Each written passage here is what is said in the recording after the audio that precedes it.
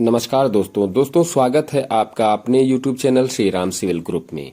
दोस्तों आज हम बात करेंगे कि जब भी हम अपना मकान बनाना स्टार्ट करते हैं उसमें किन किन बातों की सावधानियां रखनी चाहिए, क्योंकि अगर हम उन बातों को सावधानियां नहीं रखते हैं तो हमारा मकान में जो पैसा वेस्ट लग जाता है वो नहीं लगेगा। अगर आप इन कुछ बातों का ध्यान रखते हैं मकान बनाने से पहले तो आपका पैसा मिसयूज नहीं होगा। तो आइए इसी के विषय में हम आज बात करते हैं। तो दोस्तों अगर वीडियो पहली बार देख रहे हैं तो वीडियो को लाइक कर देना, चैनल को सब्सक्राइब कर दें ताकि कंस्ट्रक्शन से रिलेटेड सारी महत्वपूर्ण जानकारियां आपको मिल सकें। तो दोस्तों ऐसा क्या करें मकान में जो हमारा पैसा वेस्ट ना जाए, क्योंकि बहुत से लोग हैं जो किसी के बहकावे के चक्कर में आकर अपना सारा पैसा मकान में गलत इस्तेमाल कर देते हैं और उनकी मुताबिक वो मकान नहीं बन पाता है, तोड़फोड़ करानी पड़ती है जो काफी नुकसान होता है और मकान फिनिश भी कुछ लोगों का नहीं हो पाता है, पैसे वेस्ट हो जाते हैं। तो आइए इसी के विषय में हम बात करते हैं। तो सबसे पहले अगर हम बात करेंगे तो आप मकान बनाने से पहले आप एक अच्छे सिविल इंजीनियर से एक ड्राइंग जरूर बनवा ले, जितना भी आपको कंस्ट्रक्शन का काम कराना है। तो आप अगर ड्राइंग बनवा लेते हैं तो ड्राइंग में आपको सुनिश्चित हो जाता है कि हमें कितने बाई कितने का बेडरूम है, कितने बाई कितने का हॉल मिल रहा है, स्टेयर मिल रही है, किचन मिल रहा है, पार्किंग एरिया मिल रहा है, लैट्रिन बाथरूम मिल रहा है। तो उससे हमें ये नॉलेज हो जाती है कि हमें इतने बाई इतने का साइज का ये चीज निकल के आ रही है।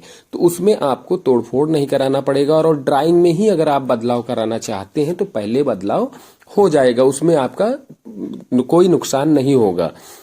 उसके बाद अगर हम जब काम किसी को करने के लिए देते हैं तो उसमें आप चेक कर लें कि जिस कॉन्ट्रैक्टर को आप काम दे रहे हैं उसका पिछला काम देख लें, उसका पिछला काम अच्छा होना चाहिए, क्योंकि बहुत धोखाधड़ी होती है और हमारा काम नहीं होता है, पैसे वेस्ट हो जाते हैं। तो आप इन बातों का भी जरूर ध्यान रखें।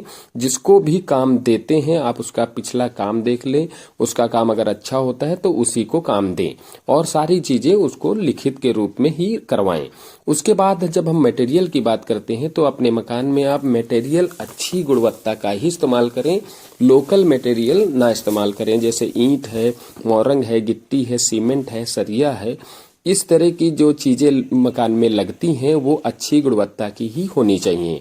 उसके बाद हम फाउंडेशन की बात करेंगे। अगर हम फाउंडेशन अपना जैसे हम प्लान कर लेते हैं कि 2 से 3 मंजिल का काम करवाना है तो फाउंडेशन में हमें जो भी काम कराना होता है वो अच्छा और मजबूत ही काम कराना होता है, उसमें हम काम चलाऊ काम नहीं कर सकते।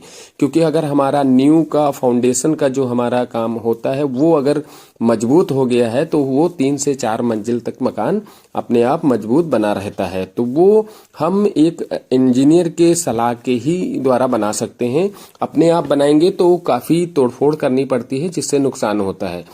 और उसके बाद जब हम प्लिंथ बीम का काम कराते हैं तो प्लिंथ बीम के जो हमारा फाउंडेशन होता है वो आउटर वाल हम 9 इंच का रख देते हैं और जो अंदर का जो काम होता है, जो प्लाट के अंदर का होता है, उसमें हम प्लिंथ बीम के नीचे कॉलम से कॉलम जो दूरी होती है उसमें हम ब्रिक का पिलर दे देते हैं, जिसे सपोर्ट पिलर कहते हैं।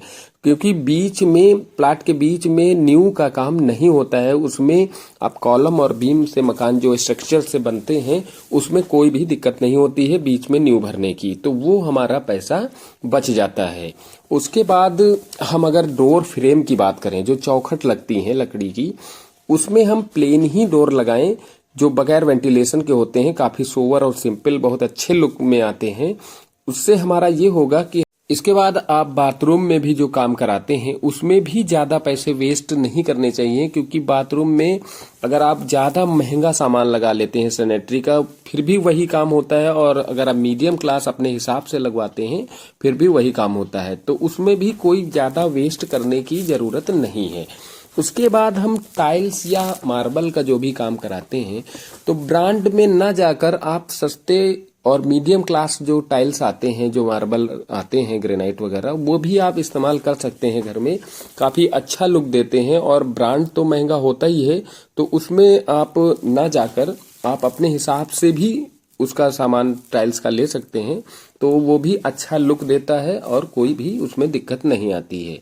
इसके बाद अगर आप घर में स्टील का काम करवाते हैं या फिर ग्लास ड्रेलिंग जो होती हैं उसमें आप कंबाइंड काम करा लेते हैं तो वो कम खर्चे में हो जाता है। यानी कि जैसे आप रेलिंग बनवा रहे हैं तो कुछ स्टील, कुछ ग्लास और या फिर कुछ ब्रिक वॉल हो उसमें साथ में, फिर आप स्टील की उसमें ग्रिल लगाते हैं, थोड़ा थोड़ा कॉम्बिनेशन, यानी बीच बीच में दोनों चीजें होती हैं तो वो ज्यादा कॉस्टली नहीं पड़ती हैं और घर को आपको सुंदर बनाती हैं। इसी तरह आप अगर फ्रंट एलिवेशन में भी काम कराते हैं तो फ्रंट एलिवेशन जो होता है वो अगर सिंपल काम कराएं तो वो काफी अच्छा सोवर दिखता है, मकान बहुत बेहतरीन लगता है सामने से और पैसे भी कम लगते हैं। क्योंकि आप अगर एक केवल काम कराते हैं तो उसमें ज्यादा अगर कॉस्टली वो काम है तो वो फिर खर्चा बढ़ा देता है।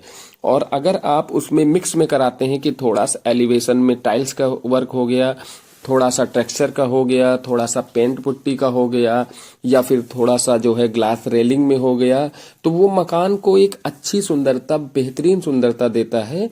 उसके बाद आप पेंट में भी इसी तरह से कर सकते हैं, क्योंकि ज्यादा हाई फाई पेंट कराना या फिर इस तरह से जो आप लुकिंग बढ़ाने के लिए करा सकते हैं तो वो कॉस्टली पड़ जाता है मकान के लिए। और उसके बाद अगर हम एलिवेशन की बात कर ही रहे हैं तो उसमें आप गार्डन बनाए, या फिर अगर आपके पास जगह कम है तो गमले लगाकर ग्रीनरी कर सकते हैं, जिससे आपको प्राकृतिक जो है सुंदरता मिलेगी मकान में। वो काफी सुंदर जो है मकान दिखता है बनने के बाद। तो इस तरह से अगर काम घर में कराते हैं, कुछ छोटी छोटी चीजें हैं अगर ध्यान में रखते हुए, तो काफी पैसे की उसमें बचत हो जाती है। मैं ये नहीं कहूंगा कि आप कम से कम में काम कराएं, आप अपने बजट के अनुसार अगर घर का काम कराते हैं तो उसमें आपका पैसा मिसयूज नहीं होगा। तो इस तरह से अगर आप घर में काम कराते हैं तो आपका मकान बहुत ही सुंदर, अच्छा और मजबूत बनेगा। तो दोस्तों, अगर वीडियो अच्छा लगे तो वीडियो को लाइक कर दें और चैनल को सब्सक्राइब कर दें। धन्यवाद।